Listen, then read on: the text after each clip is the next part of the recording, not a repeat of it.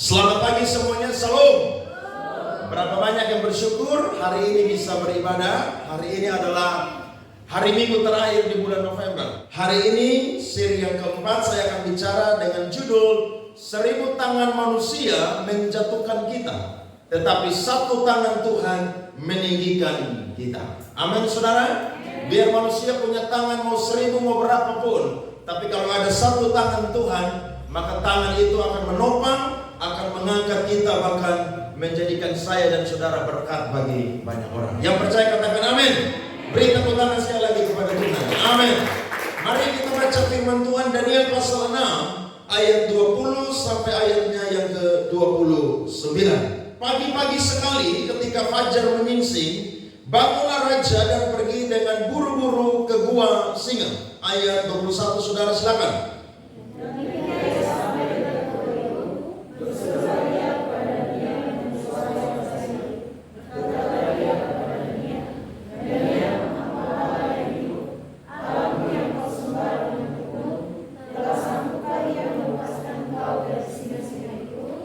Lalu kata Daniel kepada raja, ya raja, kekalah hidupmu.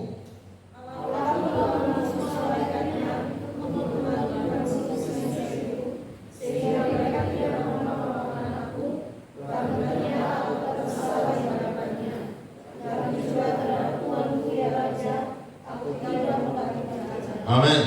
Lalu sangat sukacitalah raja, dan ia memberi perintah supaya Daniel ditarik dari dalam gua itu. Maka ditariklah Daniel dari dalam gua itu, dan tidak terdapat luka apa-apa padanya, karena ia percaya kepada Allahnya.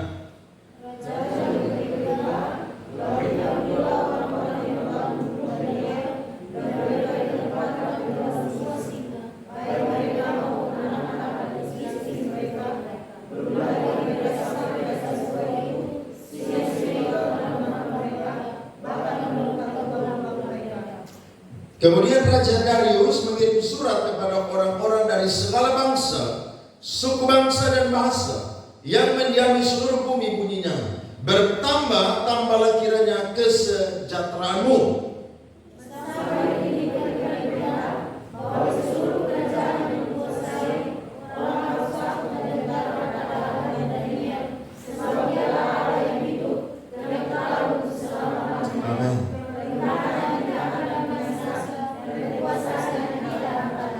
Dia melepaskan dan menolong dan mengadakan tanda dan mujizat di langit dan di bumi. Dia yang telah melepaskan Daniel dari cengkraman singa-singa. 23 mulai.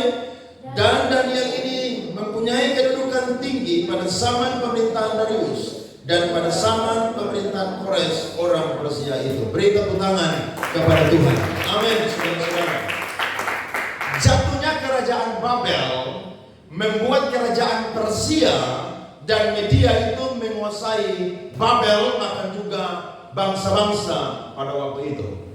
Dan akhirnya kerajaan Persia ini menempatkan seorang raja yang bernama adalah Raja Darius. Karena daerah jajahan daripada kerajaan Media dan Persia ini begitu luas, maka Raja Darius ini membuat strategi bagaimana supaya administrasi kerajaannya itu bisa berjalan dengan baik. Maka dia memilih 120 wakil-wakil raja dan juga 3 orang pejabat tinggi. Gunanya apa saudara-saudara? Supaya ada bantuan dari mereka untuk mengendalikan atau memimpin daerah-daerah yang begitu luas yang dikuasai oleh kerajaan Media dan Persia. Dan di atas 120 orang ini ada 3 pejabat tinggi. Salah satu 3 pejabat tinggi adalah Nabi Daniel. Saudara bisa lihat orang ini, dia ada di negeri kafir, dia ada di tengah-tengah orang yang tidak percaya kepada Yahweh. Tapi karena hidupnya menjadi berkat, maka saudara lihat Tuhan bawa dia sejak masa remaja, masa muda, sampai masa tua. Dia menjadi orang yang dipercaya oleh Tuhan, bahkan para raja-raja dan pembesar-pembesar. Nah, kurang lebih ada 2 kualifikasi yang Daniel punya, sehingga Daniel itu bisa menjadi salah satu dari 3 pejabat tinggi. Saya sudah catat di depan, saudara bisa lihat. Yang pertama adalah Daniel ini adalah orang yang menjadi kepercayaan sejak zamannya Nebukadnezar. Dia ini orang kepercayaan. Bahkan sampai kepada anaknya Nebukadnezar yang bernama Belsyazar, Daniel pun juga itu adalah orang yang dapat dipercaya. Sehingga waktu kerajaan Media Persia itu berkuasa, mereka itu mencari orang-orang yang sebelum mereka berkuasa itu ada di zaman kerajaan Babel, adalah orang-orang yang dapat dipercaya untuk juga menduduki posisi yang ada di kerajaan Media Persia.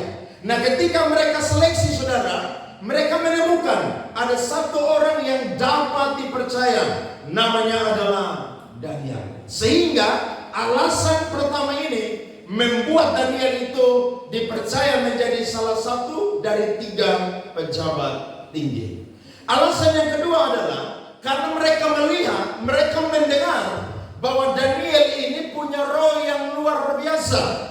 Kalau saya dan saudara perhatikan ayat yang keempat dari Daniel pasalnya yang ke-6, Alkitab di situ berkata, maka Daniel ini melebihi para pejabat tinggi dan para wakil raja itu, karena ia mempunyai roh yang luar biasa, dan raja bermaksud untuk menempatkannya atas seluruh kerajaannya. Apa sih roh yang luar biasa yang dimaksud di dalam ayat ini? Saudara-saudara perlu belajar konteks Alkitab. Karena pada waktu Daniel ada di Babel pada waktu itu, nama Daniel itu diganti menjadi Belshazzar. Belshazzar itu artinya dewa Bel melindungi. Orang Babel punya sembahan dewa yang sangat mereka taati, namanya adalah dewa Bel. Nah, Daniel ini diberikan nama Belshazzar yang artinya dewa Bel melindunginya. Kemudian juga saudara, karena sebelum itu Daniel ini adalah orang yang ahli menafsirkan mimpi, dia orang yang sungguh-sungguh bekerja dengan baik sekali, maka mereka melihat bahwa apa yang Daniel sembah itu adalah dewa-dewa menurut mereka yang sangat berkuasa. Sehingga mereka mengakui bahwa ada dewa-dewa Yahudi yang bersama dan melindungi Daniel. Sehingga buktinya adalah dalam cara bekerja Daniel itu berbeda dengan yang lain. Saudara lihat, orang kalau disertai Tuhan, orang kalau dilindungi oleh Tuhan, itu nampaknya akan berbeda, tidak sama. Makanya saya dan saudara perlu hati-hati. Jangan saya dan saudara membuat sebuah dikotomi atau 2 hal yang berbeda. Di gereja saya sungguh-sungguh, di gereja saya berapi-api, tapi di luar nanti saya biasa-biasa saja. Tidak boleh. Saudara ada di gereja, saudara harus berapi-api, saudara harus semangat, saudara harus rohani. Tapi ketika saudara di dunia kerja pun juga, saudara harus jadi teladan. Amin. Karena kalau kita baca firman Tuhan tadi, Raja Darius saja melihat bahwa Daniel ini adalah orang yang cakap dalam pekerjaannya. Sehingga karena dia ini cakap, maka raja tidak mau Daniel ini jadi salah satu orang yang menjadi pejabat tinggi. Tapi raja mau promosi dia untuk jadi kepala dari 122 orang tersebut. Alias begini, Daniel diangkat menjadi orang nomor 2 di kerajaan Media Persia. Hebat atau tidak, saudara? Siapa di sini yang mau naik jabatan dalam bekerja? Atau saudara mau pensiun di itu-itu aja terus? Saya yakin semua orang yang bekerja, apalagi dia anak Tuhan, pasti rindu selalu dapat jabatan, dipromosi dan dipromosi. Amin. Tapi saya dan saudara melihat bahwa ketika Daniel ingin dipromosi, maka masalah itu muncul. Ketegangan mulai muncul. 122 orang ini, saudara, mereka ini bikin satu konspirasi. Bagaimana caranya supaya niat daripada Raja Darius ini digagalkan. Mereka berpikir, mereka timbang, mereka rapat, dan akhirnya mereka dapat satu cara, saudara-saudara. Caranya adalah Mereka ingin melihat bagaimana cara bekerja daripada Nabi Daniel. Alkitab berkata dalam Daniel pasal 6 ayatnya yang kelima. Perhatikan firman Tuhan.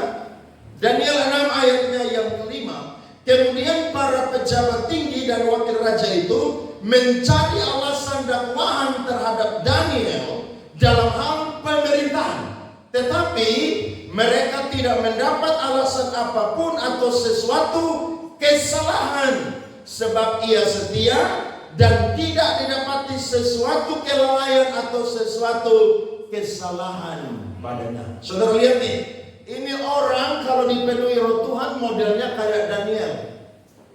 Makanya saudara itu kalau bekerja, saudara itu jadi terang, jadi garam, jadi berkat di dunia kerja.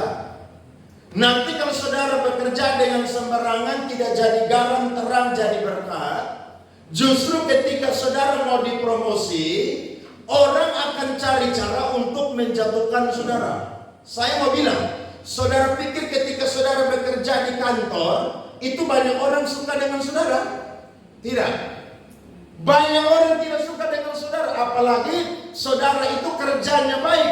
Mereka akan cari kesempatan untuk menjatuhkan saudara-saudara. Karena mereka tidak mau saudara lebih dari mereka. Apalagi saudara itu anak Tuhan. Mereka tidak akan mau. Tetapi saudara, Alkitab mencatat, mereka coba cari kesalahan Daniel. Satu kesalahan pun tidak dibuat oleh Daniel. Berarti ini orang ini sangat-sangat layak dapat kepercayaan. Ada amin?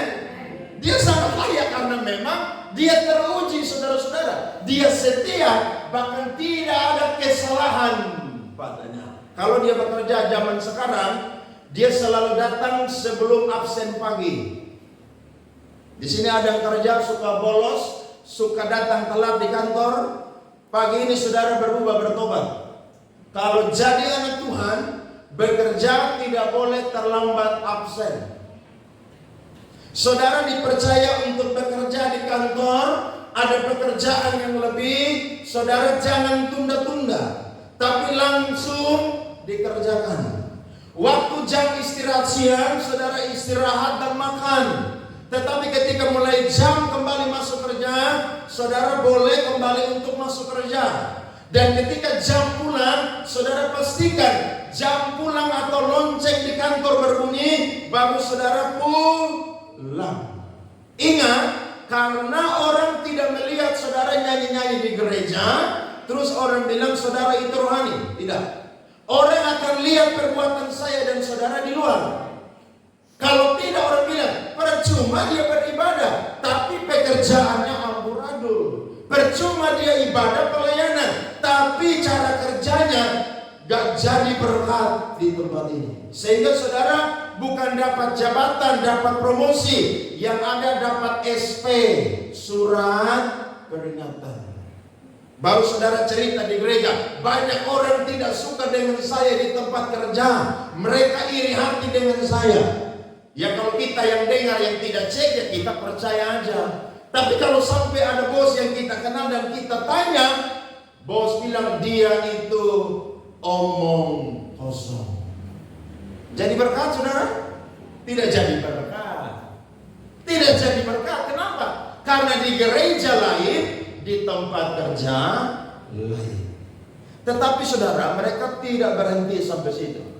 Mereka lanjut lagi saudara. Kira-kira di mana titik kelemahan yang kita bisa dapatkan untuk menjebak Daniel, dan kita akan menjatuhkan dia, bahkan menghancurkan dia. Nah, mereka ini tahu bahwa Daniel ini setiap hari ibadah saudara. Dia ibadah satu hari berapa kali saudara? 3 kali. Saya mau tanya, Daniel ini kan pejabat tinggi nih. Dia sibuk atau tidak? Bukan sibuk lagi, sangat sibuk. Saudara kan sekarang lagi kampanye nih kan, pejabat-pejabat mau naik wali kota, ya kan, gubernur, bupati. Saudara mau ketemu mereka gampang?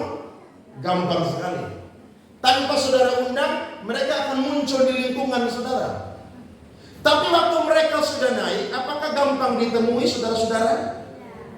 Nanti mereka lupa, kamu siapa ya? Saya lupa kamu gitu. Kamu ini siapa, dari mana begitu?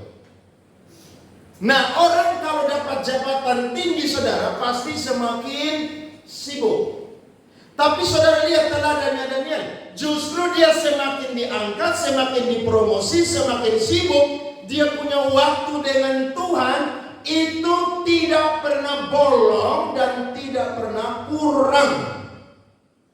Justru sejak dia masih kecil, waktu dia masih remaja sampai dia tua, dia itu satu hari ibadahnya 3 kali. Jadi dia itu doa pagi, dia itu doa siang, dia itu doa malam. Beda dengan kita ya. Kalau udah kerja, pagi-pagi udah capek, nggak doa lagi. Langsung bangun, mandi, makan. Tuhan makasih ya, saya mau ke kantor kerja. Jaga saya ya Tuhan. Saudara lihat tuh, saudara jadikan Tuhan tuh security. Nanti sampai di kantor kalau kerja, saudara ada waktu istirahat, makan siang. Saudara bukannya pakai untuk berdoa, saudara habis makan, saudara nongkrong, saudara gosip orang. Nanti pulang malam, aduh saudara udah kerja capek nih ya. Nanti saudara bilang, aduh Tuhan kan mengerti saya ini udah capek. Saudara bilang, Tuhan terima kasih saya mau tidur, jaga saya dan keluarga dan rumah. Amin. Apakah model begitu saudara? Tidak. Alkitab berkata, Daniel punya gaya hidup adalah dia suka beribadah kepada Tuhan. Lihat, dia bukan cuma ibadah hanya hari Sabat. Padahal pada waktu itu dia tidak ada di Yerusalem pada waktu itu. Tapi walaupun ada di negeri jauh, komitmen Daniel untuk tetap beribadah kepada Tuhan itu tidak pernah pudar. Ada amin?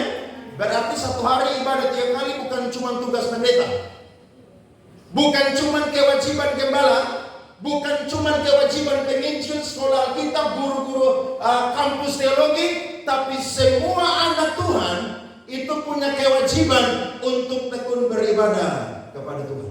Ada amin? Karena kalau saudara nggak lakukan seperti Daniel, minta maaf, saya dan saudara tidak akan pernah diangkat seperti Daniel. Tidak akan. Karena Tuhan melihat saya dan saudara mencari dahulu kerajaan Allah dan apa? Kebenarannya. Baru semuanya apa saudara? Ditambahkan. Orang dunia sekarang beda. Urus dunia lebih dahulu. Baru nanti Tuhan itu nomor 2. Salah saudara-saudara. Tuhan punya urusan kepentingan harus yang paling utama. Setelah itu baru yang lain. Amin saudara. Loh ini bukan saya yang ngomong loh. Ini Alkitab bilang betul. Daniel itu tekun beribadah. Akhirnya saudara, mereka jebak Nabi Daniel. Dan pada waktu Daniel sedang beribadah, justru mereka itu OTT. Saudara tahu OTT? Operasi tangkap tangan. Mereka lapor, Raja sudah bikin aturan selama 30 hari tidak boleh ada orang satupun di kerajaan Media Persia yang menaikkan permohonan kepada siapapun kepada raja selain kepada Raja Darius. Tetapi hambamu yang bernama Daniel, dia tidak menghiraukan apa yang sudah dicap ditetapkan oleh Raja Darius. Kira-kira kalau saudara dapat ancaman model seperti Daniel, saudara mau berdoa seperti Daniel, mau beribadah? Yang ada kita semua nih takut nanti kehilangan jabatan. Iya kan? Aduh, nanti kalau saya tidak mau ikuti apa yang raja suruh perintahkan, nanti bukannya saya ini diangkat, justru ini dijatuhkan. Atau kalau orang kerja dapat jabatannya non-job, boleh masuk kantor tapi nggak ada kerja, cuman duduk-duduk aja di atas meja saudara-saudara dan kursi. Tapi lihat, waktu Daniel dapat ancaman saudara, yang ada dia buat apa saudara? Dia pergi beribadah kepada Tuhan. Makanya saya dan saudara tuh, waktu kesempatan kita untuk erat bersekutu dengan Tuhan, itu tidak dibangun 1-2 hari saudara-saudara. Itu dibangun saudara konsisten. Jadi waktu saudara dapat tantangan di dunia kerja, orang ancam-ancam saudara, Saudara tidak akan takut. Karena saudara percaya jabatan itu dari Tuhan. Walaupun manusia itu yang pegang. Tapi kalau Tuhan yang rendahkan, satu orang tidak punya misalkan. Tapi kalau Tuhan yang tinggikan, tidak ada satu orang pun yang berani apa? Rendahkan. Saudara percaya itu? Saudara percaya itu? Kita hidup di dunia ini, saudara, yang penuh persaingan. Apalagi saudara yang bekerja tuh, orang tuh banyak tidak suka dengan saudara. Saudara mau dapat jabatan, mereka akan pakai cara untuk apa? Jatuhkan saudara. Saya kesaksian dari salah satu saudara kita di tempat ini. Waktu itu lagi urus kredit, saudara-saudara. Dan kredit itu jumlahnya besar sekali. Tetapi karena ketika diseleksi, saudara, itu tidak cukup. Bayarannya itu tidak cukup. Sehingga kredit itu tidak bisa di-ACC. Tetapi orang yang mau kredit ini paksa. Kalau kalian tidak ACC, saya punya permintaan kredit, saya akan lapor ke salah satu pejabat yang ada di provinsi ini. Dan kalian akan dibuang di tempat yang jauh, atau juga bisa dipecat. Maka cerita kepada saya bilang begini, kasih tahu kepada orang itu, jangankan dibuang dan dipecat nanti. Hari ini juga kalau mau pecat, silakan pecat.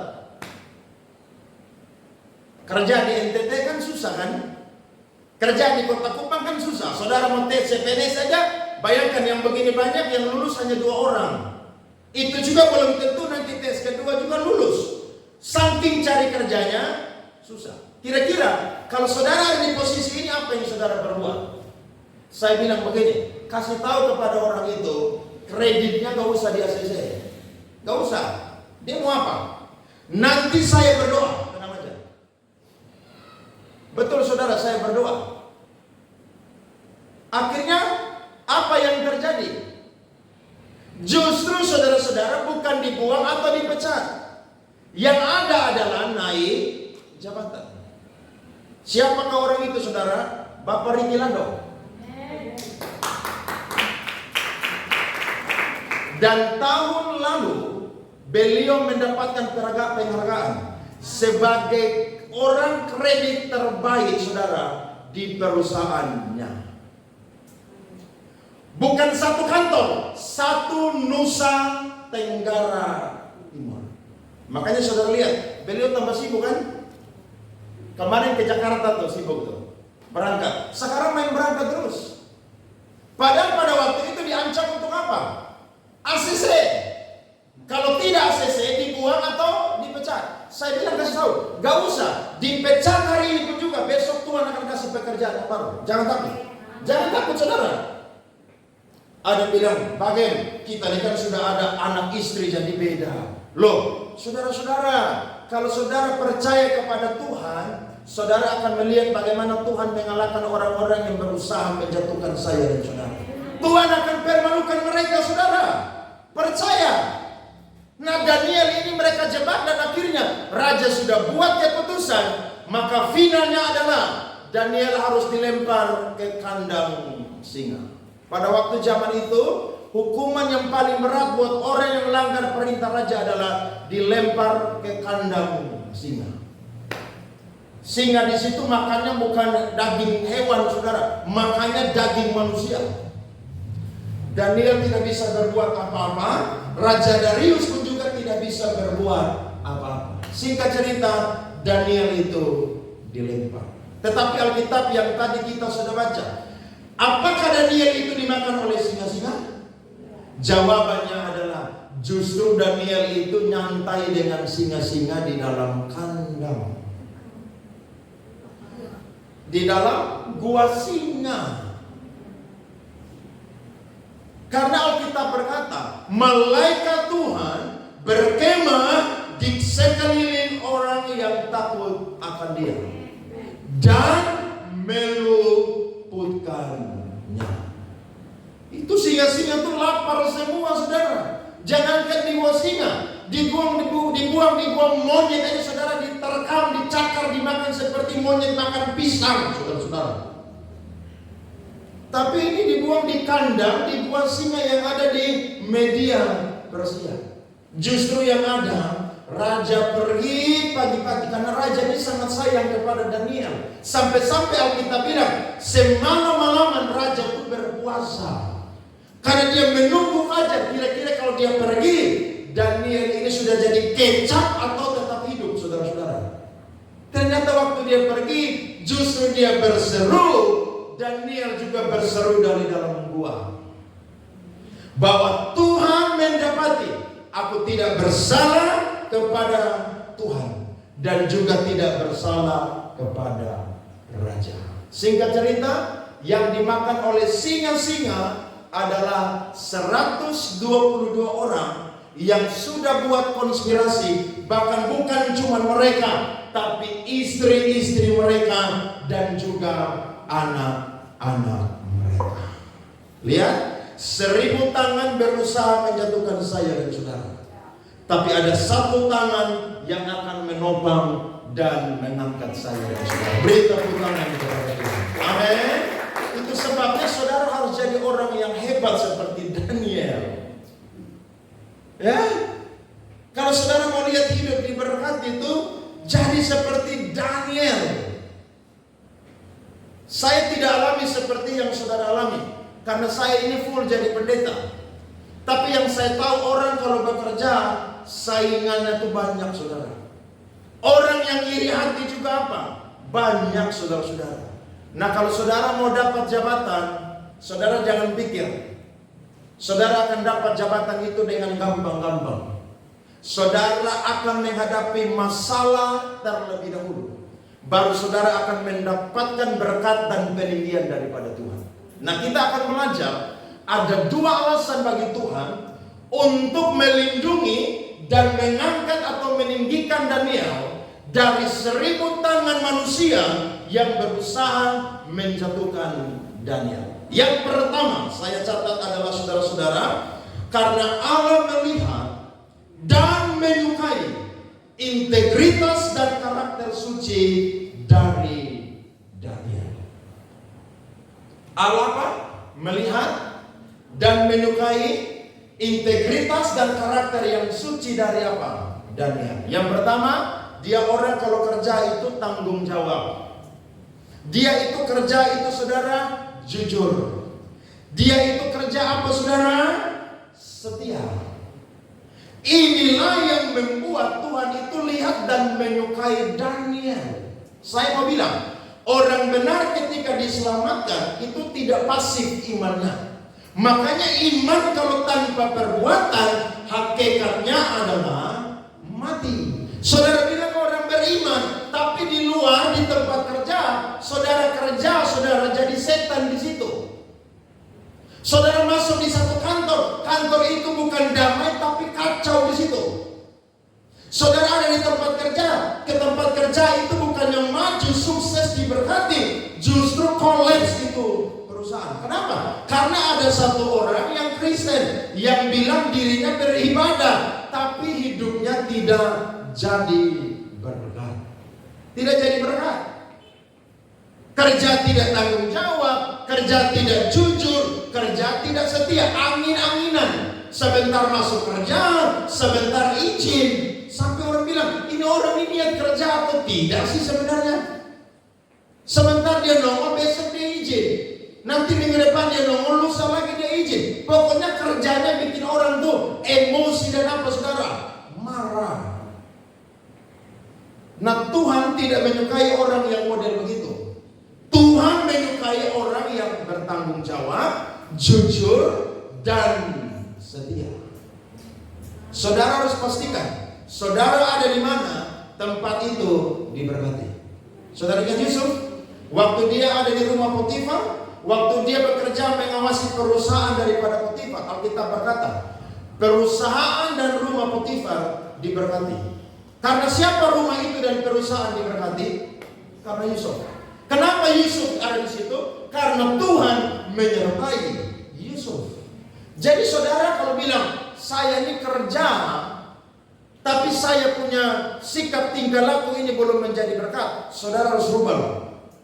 Bekerja dalam bidang apapun, negeri, swasta, buruh atau apapun, Yang namanya bekerja, saudara harus jadi berkat di situ. Ya? Nah, saudara-saudara, waktu kita baca kitab Kolose itu menarik sekali. Di jemaat Kolose ada satu ajaran sesat namanya Gnostik. Gnostik ini berkata atau mengajarkan di dalam tubuh manusia ini ada dua aspek. Aspek yang pertama adalah roh, aspek yang kedua adalah materi atau daging atau tubuh. Nah, roh ini suci, sementara daging atau materi ini berdosa. Jadi Gnostik bilang begini, saudara-saudara, saya coba catat. Semakin rohani seseorang, maka kamu berurusan dengan yang ilahi saja. Kamu tidak ada urusannya dengan yang duniawi. Itu ajaran Gnostik. Karena roh itu suci, sementara materi atau daging itu berdosa. Maka Gnostik bilang begini, kalau kamu sedang hidup dengan materi, puaskan saja hawa nafsunya. Ini berbeda dengan apa yang Alkitab ajarkan. Alkitab itu mengajarkan secara holistik. Waktu saya dan saudara ada di dalam Tuhan, roh dan materi atau tubuh kita, saudara, itu sudah ditebus oleh darah Yesus dan sudah disucikan. Sehingga tidak ada perbedaan antara yang rohani dengan yang duniawi. Jadi Gnostik ini mengajarkan ada dua dikotomi atau dua hal yang harus berbeda. Waktu kamu sedang ada di gereja, sedang beribadah, rohani saja. Tapi kalau kamu sedang bekerja, maka puaskan hawa nafsumu saja. Makanya ada orang kalau bekerja ada istilah ABS. Saudara tahu ABS? Asal bos, apa saudara? Asal bos apa? Senang. Ada orang kerja tuh prinsipnya begitu. Yang penting saya datang tepat waktu, saya kerjakan apa yang bos percayakan, saya pulang tepat waktu, saya majukan perusahaan itu, selesai. Padahal dalam prinsip kita bekerja, saudara-saudara, Paulus bilang dalam Kolose 3 ayat 23, firman Tuhan berkata, apapun juga yang kamu perbuat, perbuatlah dengan segenap hatimu seperti untuk siapa? Tuhan, dan bukan untuk apa? Manusia. Berarti ketika saudara kerja di kantor, saudara sedang bekerja untuk siapa? Tuhan. Nah, kalau saudara kerja untuk Tuhan, asal-asal atau yang terbaik? Asal-asal atau yang terbaik? Pasti yang terbaik. Karena Tuhan itu sukanya yang apa? Terbaik. Tadi kita nyanyi lagu di depan kan? Takkan pernah ku bawa selain apa, saudara? Selain apa? Nah, lagu itu bukan cuma bicara penyembahan yang terbaik, pujian yang terbaik, sikap hati yang terbaik, tapi dalam bekerja pun juga harus terbaik. Ada apa? Harus begitu. Jadi kalau orang mau PHK, orang lihat dia jangan di PHK, jangan. Makanya saya ingat kesaksian dari Bapak David itu, dia kerja di bandara sampai hari itu. Orang di PHK banyak pada waktu COVID, tapi dia tidak di PHK. Kenapa? Karena dia kesayangan dari bosnya. Dia selalu datang kerja, saudara, subuh-subuh jam 4 sudah ada di bandara. Padahal pesawat masuk jam 6 pagi. Jam 4 sudah ada di bandara. Nanti pulang saudara bisa jam 6 sore atau jam 8 malam. Makanya dia dan istri itu kan kerja di bandara, jarang sekali ibadah. Karena hari Minggu pun juga bandara kan tidak libur toh. Bandara kan jalan terus seperti rumah sakit, apotik dan lain sebagainya. Dia bilang bagaimana? Banyak orang yang dipecat, tapi saya ini disayang oleh bos. Sampai hari ini saudara, saya yakin dia tidak perlu pamer bahwa dia itu berdoa begini-begini, baca Alkitab, tidak. Tapi lewat cara kerjanya, itu orang lihat dan orang itu percaya saudara. Amin saudara. Firman Tuhan bilang dalam Amsal 21 ayat 1. Mari kita perhatikan firman ini. Amsal 21 ayat 1. Hati raja seperti batang air di dalam tangan Tuhan. Dialirkannya kemana apa saudara? ia ingini. Jadi ingat, Tuhan akan promosikan kita. Tapi kalau saudara bekerja, promosi itu akan datang dari siapa? Pemimpin. Loh iya kan? Atau Tuhan langsung turun dari surga untuk kasih saudara jabatan? Itu dunia udah kiamat saudara, yang kedua tuh. Tuhan udah datang yang kedua. Tidak, ada pemimpin yang Tuhan tempatkan. Sekalipun pemimpin itu bukan anak Tuhan. Darius ini kan bukan anak Tuhan. Tapi dia lihat bahwa Daniel punya cara kerja ini terbaik. Jadi waktu yang lain kena PHK, saudara tidak di PHK. Karena saudara punya pekerjaan itu mantap jadi berkat. Ajaran Gnostik ini sesat. Paulus bilang begini, kalau kalian bekerja, jangan bekerja sama seperti untuk manusia, tapi bekerja sama seperti untuk Tuhan. Sehingga ayat 24 kalau saya dan saudara baca, Kolose pasal 3 ayat 24. Kita lihat firman Tuhan ini berkata, kamu tahu bahwa dari Tuhanlah kamu akan menerima apa? Bagian yang ditentukan bagimu sebagai upah. Kristus adalah Tuhan dan kamu adalah apa? Hambanya. Ada amin saudara? Di ayat 23 Paulus bilang apa? Bekerja seperti untuk Tuhan. Di ayat 24 Tuhan janjikan apa? Upah. Berarti harus kerja yang terbaik dulu baru dapat apa? Upah. Kita maunya langsung dapat upah, langsung dapat jabatan. Tidak bisa bos. Ikuti dulu prosesnya. Bekerja dengan baik. Jangan saudara kerja asal-asalan. Sudah asal-asalan, bikin rugi orang lagi, bikin susah orang lagi, bikin marah orang lagi. Saudara kalau kerja baik, saudara tuh akan dikatakan atau diperdengarkan oleh orang lain. Orang bilang, kamu butuh pekerjaan apa? Di sini lagi butuh siapa? Nanti orang bilang, oh kita ini lagi mau membangun. Jadi kita ini butuh apa? Butuh ahli bangunan atau orang yang bekerja untuk bangun rumah, ruko, gedung dan lain. Oh sudah, ada jemaat saya yang kerjaannya apa?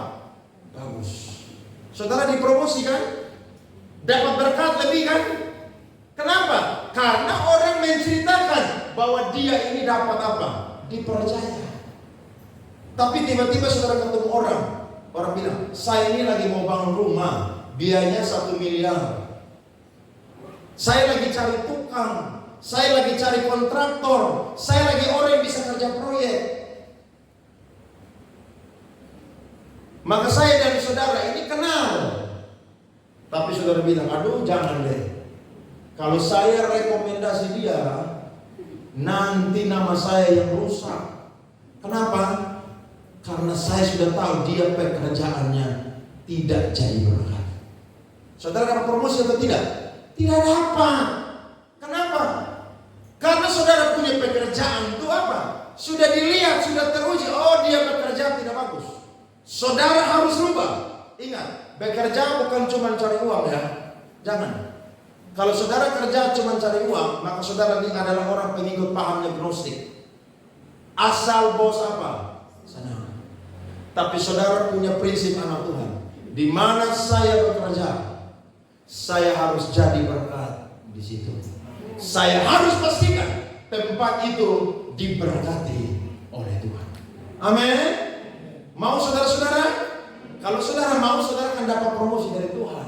Percaya aja, Tuhan tuh punya banyak cara saudara-saudara. Sekalipun ada yang menjatuhkan saudara, tapi ingat, 1000 tangan tidak akan pernah lawan 1 tangan Tuhan yang hebat dan begitu kuat. Kalau Tuhan membela, lindungi dan angkat, saya dan saudara akan menemukan jalannya Tuhan dan berkat daripada Tuhan. Berarti mulai hari ini, saudara yang kemarin-kemarin kerjanya amburadul sembarangan, bertobat. Besok hari Senin saudara masuk kantor, saudara mau berangkat dari rumah saudara, Tuhan, saya mau sama seperti Nabi Daniel. Wih, Tuhan bilang, malaikat jaga dia, promosi dia. Loh iya, karena saudara kan udah komit mau seperti apa? Daniel. Saudara tahu bahwa dari Tuhan promosi itu akan datang. Itu yang pertama.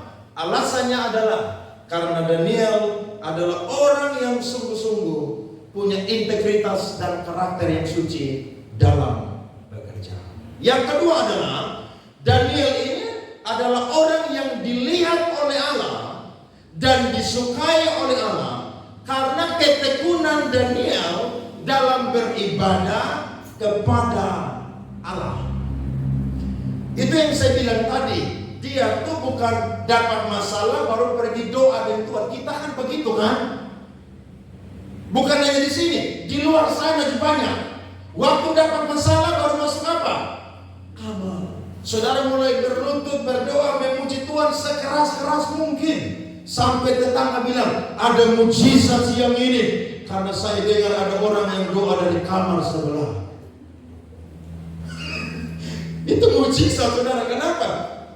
Saudara tidak pernah doa memuji Tuhan berlutut, tiba-tiba berlutut berdoa dan memuji Tuhan. Baru saudara pakai action, pakai acting, nangis lagi. Sampai orang bilang, tolong dulu, apa yang terjadi dengan dia di dalam kamar itu? Bukan begitu. Daniel itu saudara tiap hari. Aduh, saya waktu baca ini saudara, saya ini bukan orang yang bekerja. Jadi kalau saya pendeta doa 1 hari 3 kali ini bisa, karena memang saya kan punya waktu total untuk Tuhan. Tapi kalau saudara yang bekerja ini bisa kayak Daniel kok tidak saudara? Waduh, ini susah loh. Bayangkan saudara udah kerja, udah capek, belum di kantor ada tekanan lagi, ada target lagi. Saudara bilang Allah mengerti, Allah peduli. Iya kan? Tuhan mengerti, Tuhan peduli. Tapi saya mau bilang, kalau saudara itu tekun beribadah kepada Tuhan, komitmen, saudara mau kerja, mau capek, model apapun, saya yakin saudara itu pasti akan tekun beribadah. Pasti itu. Tidak ada alasan-alasan. Tidak ada. Mungkin saudara hanya punya waktu 1 hari doa siang, mungkin lagi kerja 15 menit. Tidak apa-apa. Tuhan kan tidak lihat hitungan detik, menit, dan jam. Yang Tuhan lihat adalah komitmen saudara bagaimana bersekutu dengan Tuhan setiap hari. Saya pernah cerita di sini atau tidak ya? Waktu saya di Jakarta saudara, itu saya ngajar musik dari hari Senin sampai hari Minggu. Saya punya murid saudara, piano 48 orang. Saya ngajar di 3 sekolah musik dan ngajar privat. Saya ngajar saudara hari Minggu juga ngajar. Saudara pikir aja saking gilanya saya cari uang dan hobi ngajar. Saya pulang pelayanan ibadah pagi 2 kali. Saya pergi ngajar lagi saudara jam 1 sampai jam 3 sore. Habis ngajar jam 3 sore, jam 4:30 ada gereja. Saya pelayanan lagi. Saya pergi latihan dari 3:30 sampai 4:15. Itu setiap hari, setiap minggu saudara-saudara. Sampai 1 kali saudara, saya ingat saya lagi isi pertalite atau minyak saudara di Pertamina atau SPBU Kedoya pada waktu itu. Saya ditegur oleh Tuhan loh. Karena waktu di Jawa tuh saudara, di Jakarta tuh atau rata-rata di Jawa, SPBU tuh punya toilet. Dan di samping toilet selalu ada musola. Tuhan bilang begini, kamu lihat tuh, orang yang kerja aja, sibuk aja, dia masih sempatkan waktu isi minyak dan pergi sholat. Kamu begitu atau tidak? Saudara tahu, saya langsung bertobat saudara, minta ampun saudara dengan Tuhan. Dan akhirnya saya cuci kaki tangan saudara, saya masuk di situ dan saya doa di situ. Saya tidak tahu gaya model apa, saudara-saudara kita punya gaya ibadah, tapi saya cuma berlutut dan doa di itu musola saudara. Saya bilang, Tuhan saya minta ampun, karena saya hanya sibuk cari uang Tuhan. Betul Tuhan tidak tinggalkan saya punya uang bisa dapat tiap hari karena murid banyak. Tapi saya tidak pernah lagi untuk tekun beribadah kepada Tuhan. Saya mau tanya saudara, kapan terakhir kali saudara berlutut, berdoa dan memuji Tuhan? Tadi malam? Kemarin dulu? Minggu lalu? Bulan lalu? Atau awal tahun? Kalau ada saudara yang bolong, pagi ini saudara perlu perbaiki. Jangan ada alasan. Karena ingat, Daniel bukan pendeta, Daniel bukan gembala jemaat, Daniel itu pejabat tinggi. Tapi Alkitab berkata, satu hari dia berlutut, berdoa, memuji Tuhan 3 kali. Sibuk saudara? Sibuk. Capek saudara? Capek. Tapi saya mau bilang, kalau orang komitmen Tuhan saudara, tidak ada alasan apapun. Tidak ada alasan. Yang ngomong bukan saya, Alkitab yang ngomong. Buktinya adalah siapa saudara? Daniel. Nah, saya coba catat saudara, ternyata Daniel itu berlutut bukan cuma sekedar biasa. Tetapi bagi orang Yahudi saudara, sikap berlutut itu adalah satu ungkapan penyembahan. Kata Ibraninya adalah barak. Barak itu berarti berlutut memberkati Tuhan sebagai tindakan pemujaan, memuji, memberi hormat, dan berterima kasih. Contohnya siapa? Yosua.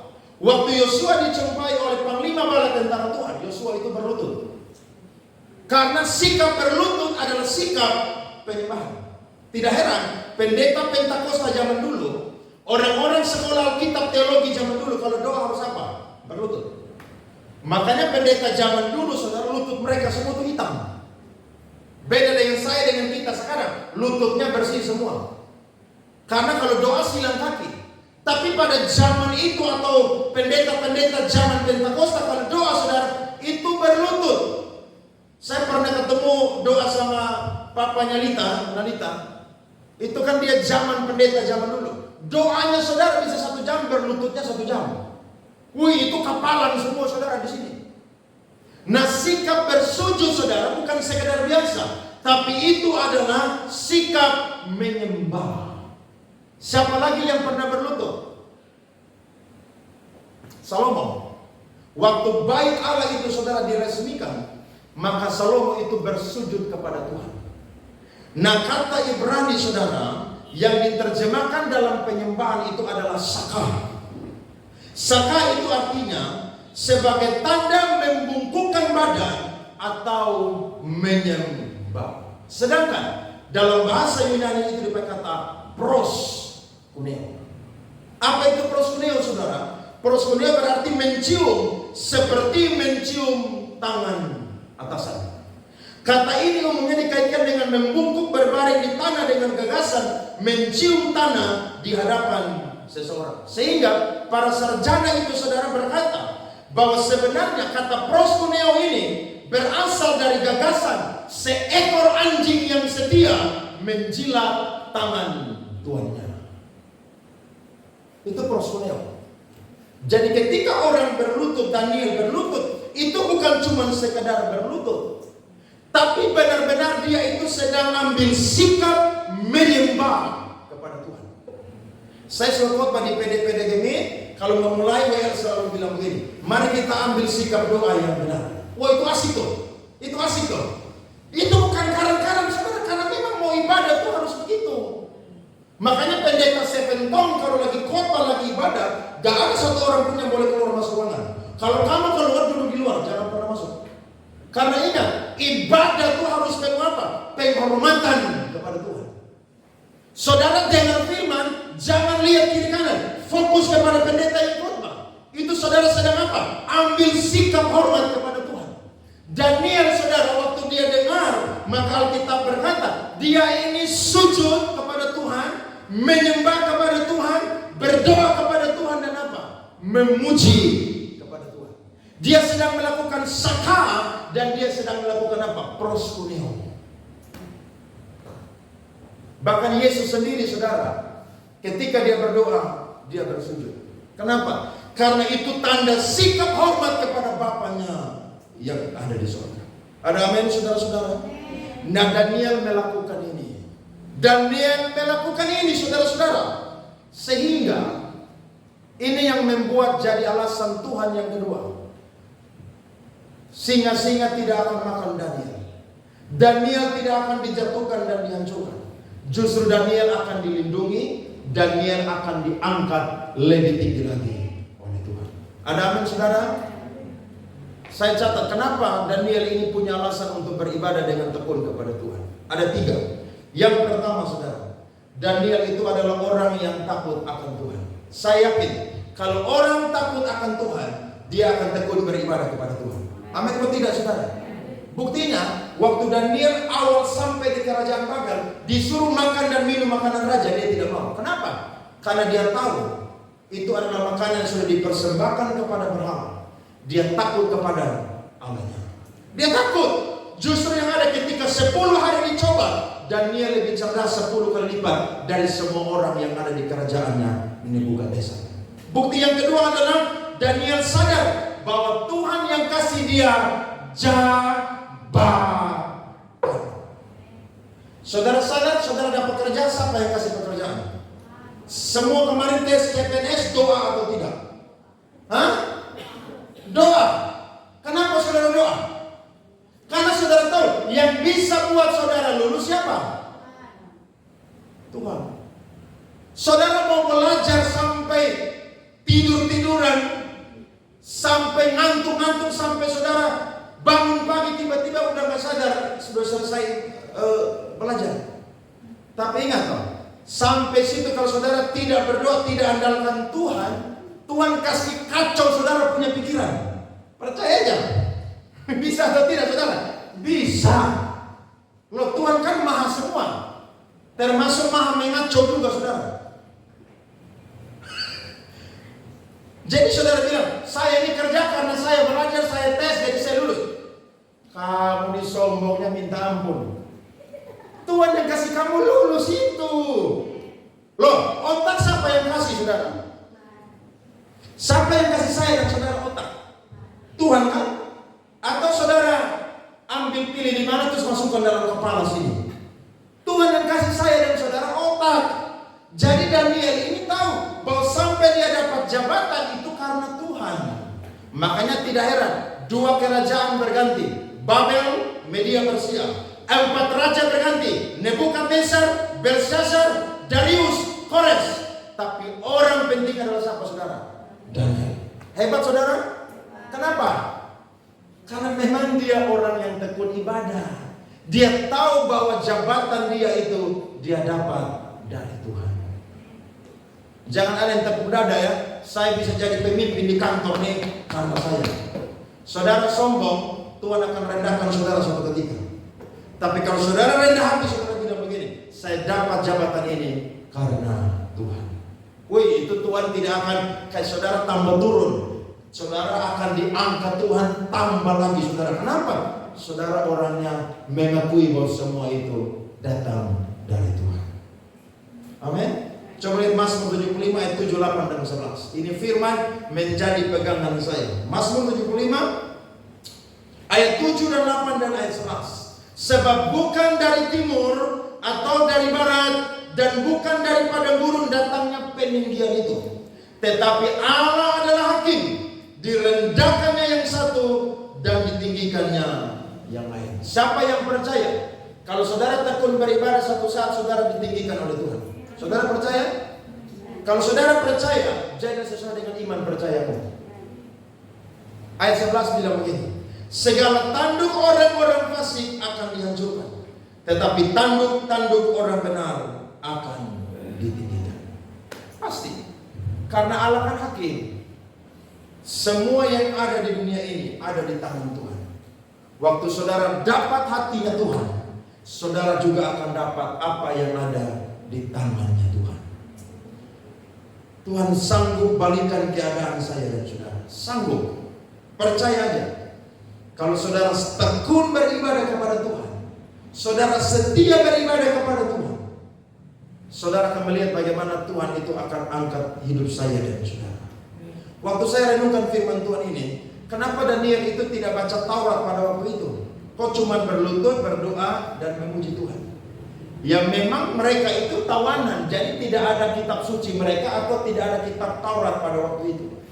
Tapi karena Daniel ini basicnya adalah orang memang yang sudah tekun beribadah, diajar Taurat Tuhan, maka Daniel itu tahu kebenaran firman Tuhan. Dan yang ketiga, yang terakhir adalah Daniel tahu bahwa ada kuasa dari doa, pujian, dan penyembahan. Ayat terakhir, saya minta kita semua lihat Alkitab dan saya akan baca. 2 Tawarik 20 ayat 14 sampai 24. Lihat, ini kuasa daripada doa, pujian, dan penyembahan.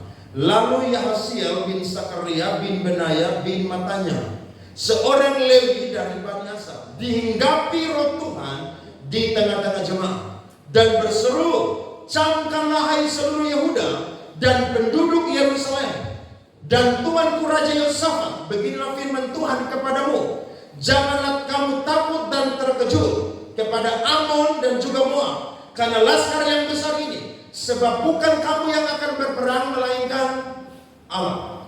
Besok haruslah kamu turun menyerang mereka. Mereka akan mendaki pendakian Sis, dan kamu akan mendapati mereka di ujung lembah, di muka padang gurun Yeruel. Ayat 17, dalam peperangan ini, perhatikan, tidak usah kamu bertempur, hai Yehuda dan Yerusalem. Tinggallah berdiri di tempatmu dan lihatlah bagaimana Tuhan memberikan kemenangan kepadamu.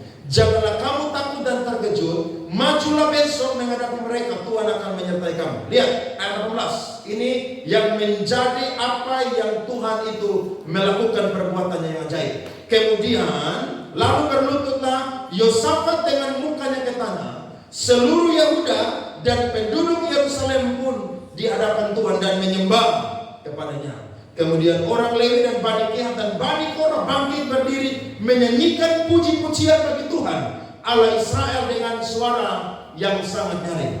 Keesokan harinya pagi-pagi mereka maju menuju padang gurun Tekoa. Ketika mereka hendak berangkat, berdirilah Yosafat dan berkata, dengar hai Yehuda dan penduduk Yerusalem, percayalah kepada Tuhan Allahmu dan kamu akan tetap teguh. Percayalah kepada nabi-nabinya dan kamu akan berhasil. Setelah ia berunding dengan rakyat, ia mengangkat orang-orang yang akan menyanyikan nyanyian-nyanyian untuk Tuhan dan memuji Tuhan dalam pakaian kudus yang semarak pada waktu mereka keluar di muka orang-orang bersenjata, sambil berkata, nyanyikanlah nyanyian syukur bagi Tuhan, bahwasanya untuk selama-lamanya kasih setianya. Dengar, ketika mereka mulai bersorak-sorai dan menyanyikan nyanyian pujian, dibuat Tuhanlah penghadangan terhadap Bani Amon dan Moab dan orang-orang dari pegunungan Seir yang hendak menyerang Yehuda, sehingga mereka terpukul kalah. Lalu Bani Amon dan Moab berdiri menentang penduduk pegunungan Seir, hendak menumpas dan menggunakan mereka.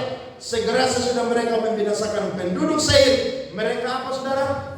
Mereka apa saudara? Saling bunuh membunuh. Ketika orang Yehuda tiba di tempat peninjauan di padang gurun, mereka menengok ke tempat laskar itu. Tampaklah semua telah menjadi apa? Bangkai. Berhantaran di tanah, tidak ada yang terluput. Lalu Yosafat dan orang-orangnya turun untuk menjara barang-barang mereka. Lihat ayatnya yang ke-26. Pada hari keempat mereka berkumpul di lembah pujian. Di sanalah mereka memuji Tuhan. Dan itulah sebabnya orang menamakan tempat itu apa saudara? Lembah pujian. Ingat, ada kuasa dalam doa, pujian, dan penyembahan. Kalau ada orang usaha jatuhkan saudara, kadang-kadang saudara tidak perlu balas. Saudara cukup masuk kamar kunci, berlutut, berdoa, memuji, menyembah. Tuhan turun tangan kita. Amin. Berikan kemenangan kepada Tuhan. Tuhan berkati hari